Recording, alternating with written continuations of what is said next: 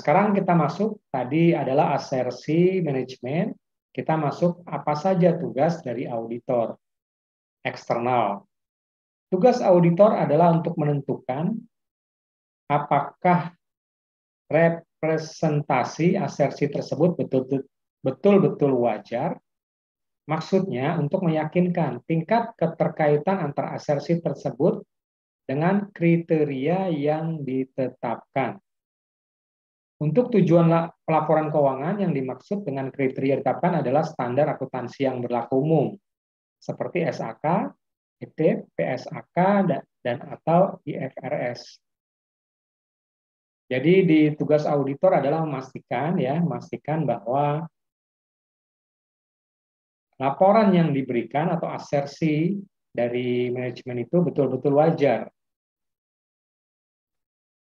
Apakah kewajarannya itu standarnya sudah mengikuti standar akuntansi yang berlaku secara umum, yaitu SAK, ETIP, PSAK, dan atau IFRS. Nah, sekarang kita membahas mengenai penjelasan yang tadi. Pertama adalah SAK ITEP atau ITAP. SAK ITAP standar akuntansi keuangan untuk entitas tanpa akuntabilitas publik. Itu adalah definisi dari SAK ITAP. Jadi standar akuntansi tanpa akuntabilitas. Kemudian ITAP adalah entitas yang tidak memiliki akuntabilitas publik signifikan dan menerbitkan laporan keuangan untuk tujuan umum atau general purpose financial statement bagi pengguna eksternal. Menggunakan acuan IFRS untuk small medium enterprise.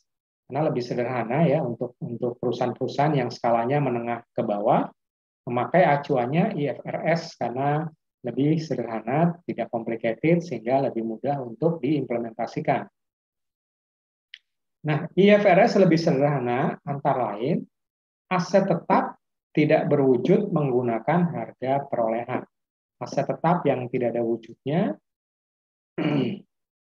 misalnya mengenai renovasi dan sebagainya, itu menggunakan harga perolehan pada saat pembelian material misalnya. Kemudian entitas anak tidak dikonsolidasikan, tetapi sebagai investasi dengan metode ekuitas. Artinya, anak-anak perusahaan yang lain itu tidak dikonsolidasi, mereka berdiri sendiri-sendiri sebagai investasi dengan metode ekuitas. Kemudian berikutnya, mengacu pada praktek akuntansi yang saat ini digunakan, yaitu SAK ITAP, yaitu standar akuntansi keuangan untuk entitas tanpa akuntabilitas publik. Kemudian kita masuk ke PSAK. Nah, ini ada beberapa penjelasan menarik terkait PSAK karena ada beberapa perubahan yang perlu dicermati. Ada PSAK 71, 72, 73 yang perubahannya cukup signifikan. PSAK 71 ya memberi panduan tentang pengakuan dan pengukuran instrumen keuangan. Jadi PSAK 71 mengenai instrumen-instrumen keuangan, pengukurannya seperti apa. Poin penting, penambahan pencadangan atau menurunkan nilai aset keuangan berupa piutang, pinjaman, atau kredit. Jadi PSAK 71 yang paling penting adalah mengenai penurunan nilai aset keuangan, baik berupa piutang maupun pinjaman atau kredit. Jadi PSAK 71 terkait instrumen keuangan, pinjaman, dan kredit. PSAK 71 menggantikan PSAK 50, 55, dan 60, dan adopsi dari IFRS 9. Jadi 71 ini pembaharuan dari PSAK 50, 55, dan 60, serta IFRS 9. Kemudian kita masuk ke yang cukup penting juga, yaitu mengenai PSAK 72. PSAK 72 tentang pengakuan pendapatan dari kontrak pelanggan. Kalau 71 itu mengenai piutang pinjaman, kalau PSAK 72 mengenai pendapatan dari kontrak dengan pelanggan.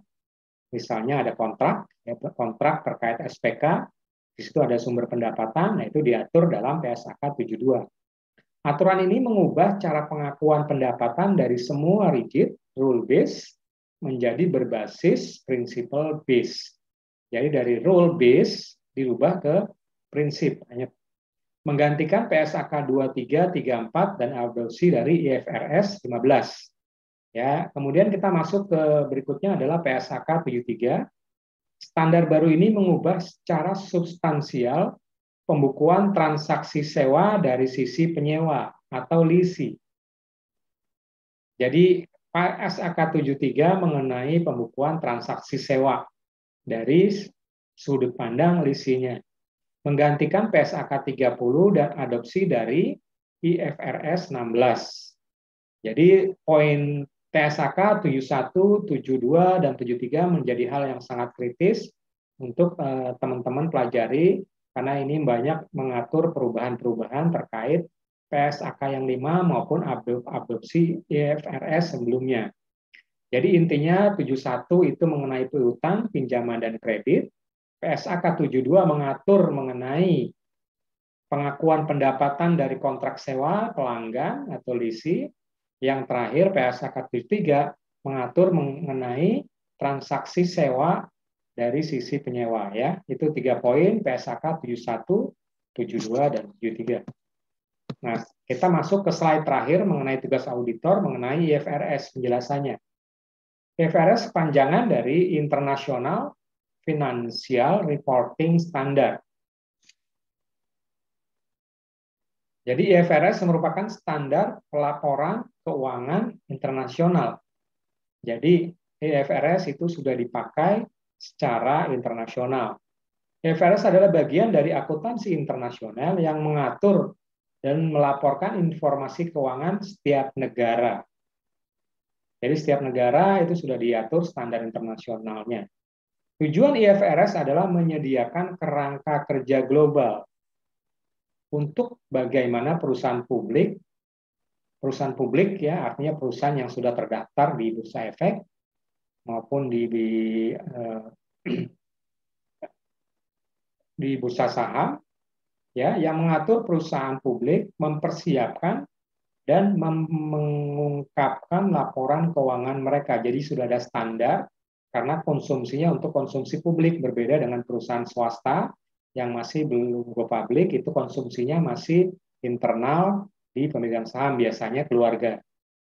IFRS memberikan panduan umum untuk penyusunan laporan keuangan dibandingkan dengan menetapkan aturan untuk pelaporan industri yang spesifik. Jadi intinya IFRS adalah standar internasional yang mengatur pelaporan-pelaporan keuangan untuk perusahaan-perusahaan terutama yang sudah tercatat di bursa saham. Ya, demikian kuliah kita pada malam hari ini mengenai pemeriksaan accounting. Kuliah yang pertama yaitu Introduction, pemeriksaan accounting atau auditing. Ke depan kita akan berbicara lebih detail lagi mengenai teori dan praktek pemeriksaan akuntansi atau auditing. Nah, demikian yang saya sampaikan, masih ada waktu 2 menit.